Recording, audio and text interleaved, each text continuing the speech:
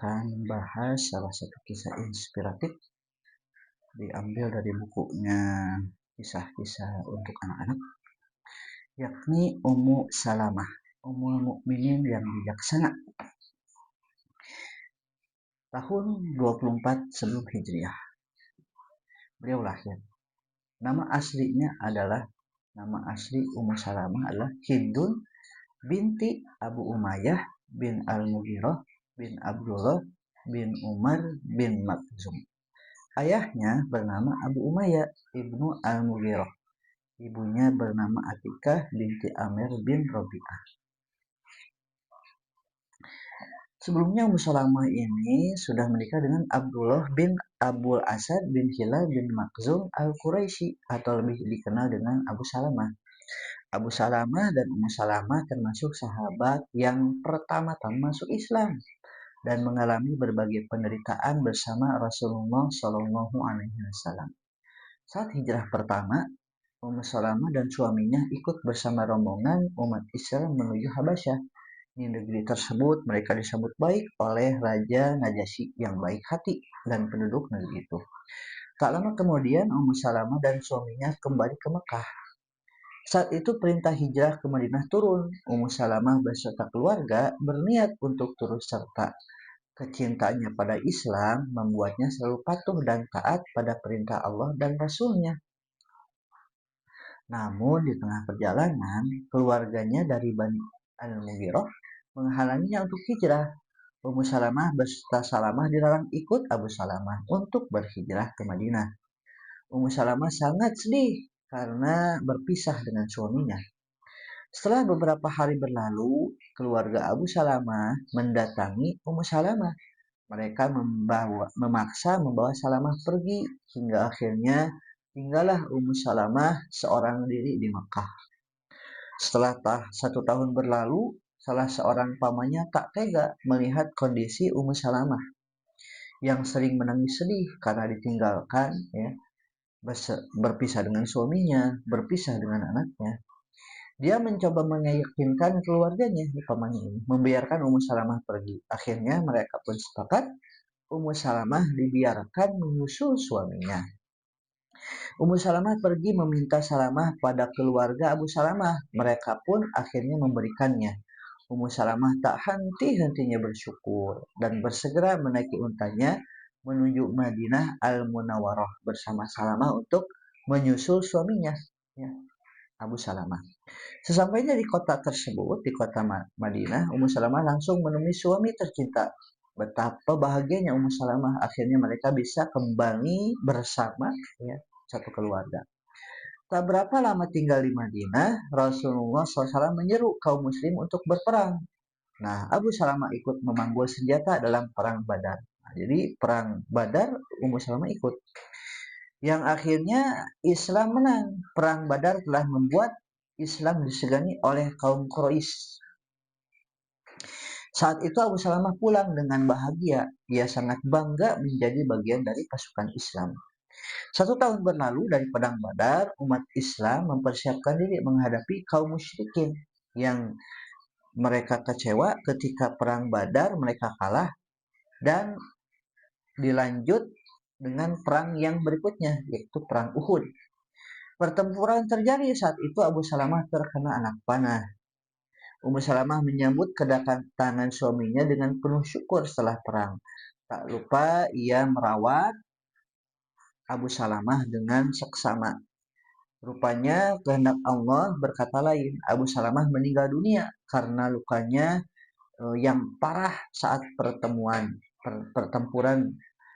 yang mereka ikuti. Dengan tabah, sabar, dan qanaah, Ummu Salamah menerima kematian suaminya. Dan Ummu Salamah juga berdoa untuk mendapatkan ganti yang lebih baik. Tahun keempat Hijriah, sepeninggal Abu Salamah, banyak sekali Ummu Salamah ini dilamar oleh para sahabat mulia. Namun semuanya ditolak. Akhirnya Ummu Salamah menerima pinangan Rasulullah dan beliau menjadi Ummul Mukminin yang mulia. Pada tahun ke-6 Hijriah, Nabi Muhammad SAW melaksanakan umroh. sebelum masih kota Mekah. Orang-orang Quraisy tidak membiarkan beliau begitu saja.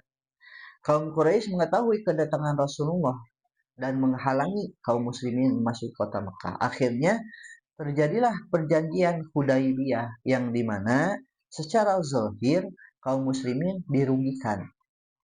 Saat itu Rasulullah bersabda kepada para sahabatnya, bersiaplah, sembelihlah hewan kurban kalian dan cukurlah rambut kalian.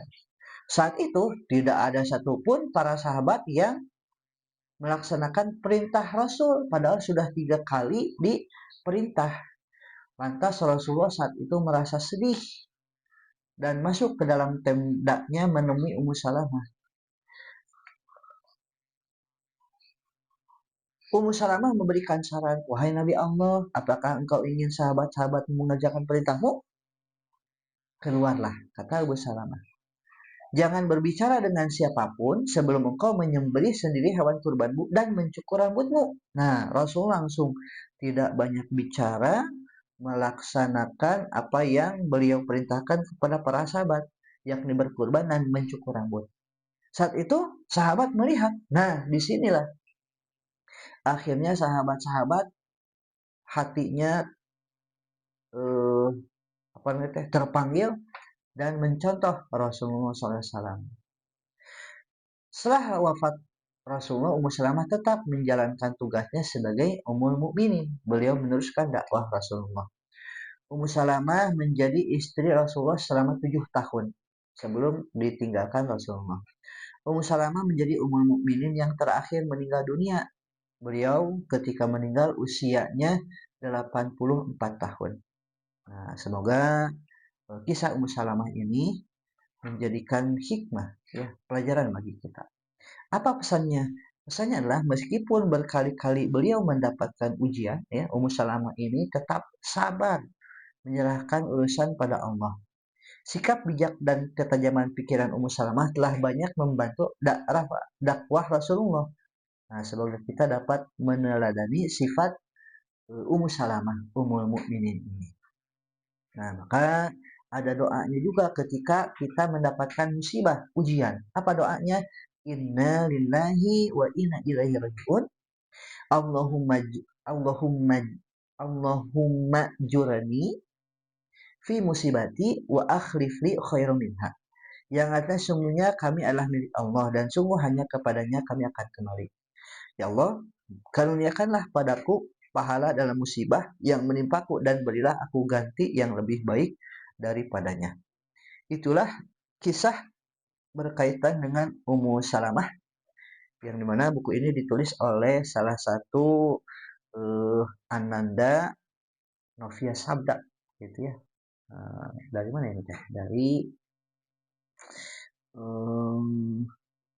komunitas, ya, komunitas. Nah, di sini tidak disebutkan, ya. Ananda Novia Sabda saja begitu.